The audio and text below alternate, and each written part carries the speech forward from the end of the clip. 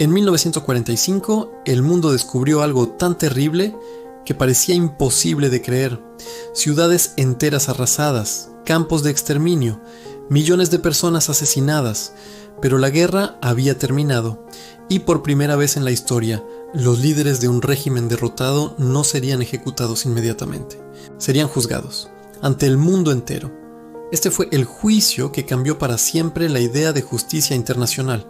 Cuando la Segunda Guerra Mundial terminó en 1945, Europa era un continente en ruinas. Las ciudades estaban destruidas. Millones de personas habían muerto.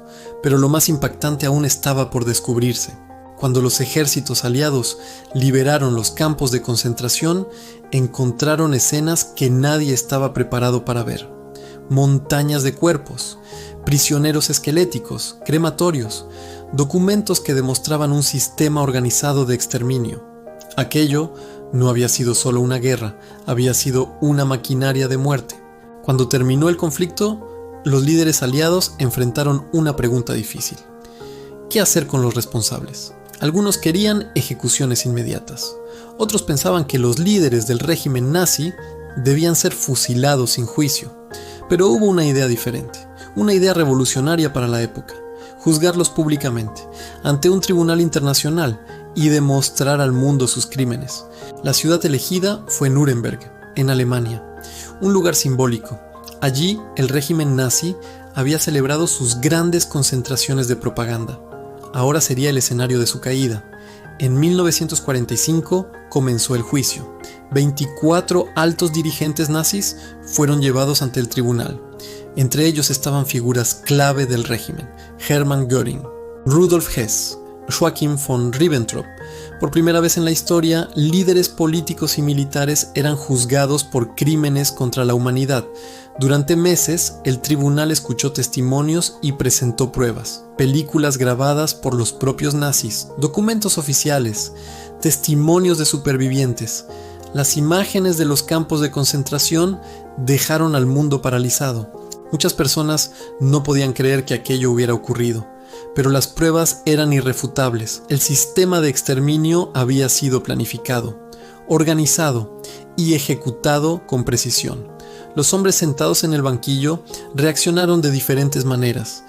Algunos negaron todo, otros dijeron que solo cumplían órdenes, algunos incluso intentaron justificar sus acciones. Pero el tribunal estableció algo que cambiaría el derecho internacional.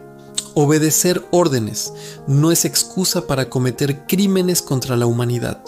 Cada individuo es responsable de sus actos. En octubre de 1946 llegaron las sentencias. 12 de los acusados fueron condenados a muerte.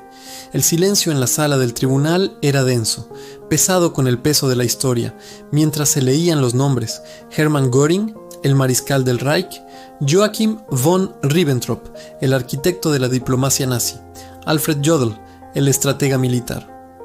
Uno por uno escucharon su destino: la horca. No era un acto de venganza, sino la fría y metódica aplicación de una nueva ley que ellos mismos habían forzado a crear. Otros, como Rudolf Hess, el lugarteniente de Hitler, fueron condenados a pasar el resto de sus vidas tras las rejas, un encarcelamiento perpetuo que serviría como un recordatorio viviente de sus crímenes.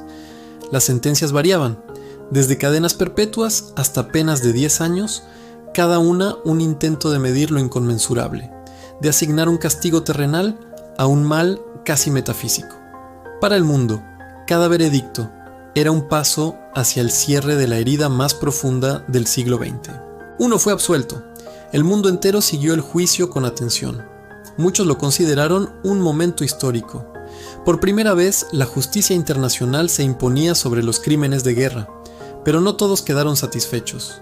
Algunos criminales habían escapado, otros nunca fueron capturados. Muchos responsables de menor rango regresaron a sus vidas después de la guerra. La justicia había llegado, pero para millones de víctimas había llegado demasiado tarde. A pesar de sus limitaciones, el juicio de Nuremberg cambió el mundo. Estableció un principio fundamental: hay crímenes tan graves que ningún gobierno puede justificarlos, ninguna orden puede excusarlos y ningún poder puede ocultarlos para siempre. Ese principio sentó las bases para tribunales internacionales posteriores. y redefinió la idea de justicia global.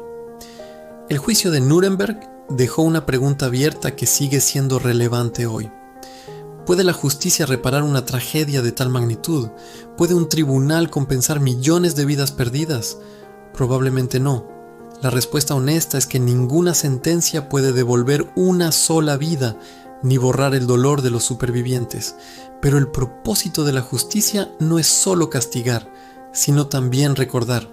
Es la forma en que la humanidad se mira al espejo y reconoce sus capítulos más oscuros, no para regodearse en el horror, sino para afirmar un compromiso solemne: nunca más. Es un acto de memoria, un monumento a la dignidad que fue arrebatada, pero también dejó una lección importante. Incluso los regímenes más poderosos pueden caer. Su poder, construido sobre cimientos de miedo y opresión, es una ilusión frágil. La historia nos ha demostrado una y otra vez que ninguna tiranía es eterna. Tarde o temprano, la voluntad de los pueblos y la fuerza de la justicia se abren paso, derribando los ídolos de barro y exponiendo la verdadera naturaleza de quienes se creían invencibles. La caída de uno es una advertencia para todos.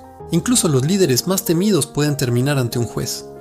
Y aunque la justicia a veces llegue tarde, su llegada es inevitable, porque la memoria de las víctimas clama a través del tiempo y la conciencia de la humanidad no descansa hasta que se rinde cuentas. Ningún muro es lo suficientemente alto, ni ninguna ideología lo suficientemente poderosa como para ofrecer un refugio permanente contra el juicio de la historia. Su existencia sigue siendo una de las pocas barreras que separan la civilización del caos. Porque el recuerdo de Nuremberg nos enseña que la barbarie siempre está al acecho, esperando el momento de debilidad, el silencio de los justos. Nos recuerda que la lucha por la dignidad humana no terminó en 1946, sino que es una batalla diaria, en cada rincón del mundo. Y aunque las heridas del pasado nunca sanen del todo, la búsqueda incansable de la verdad y la responsabilidad es la única luz que puede guiarnos en la oscuridad. La promesa de que, sin importar cuán abrumadora sea la maldad, la humanidad siempre se levantará para juzgarla.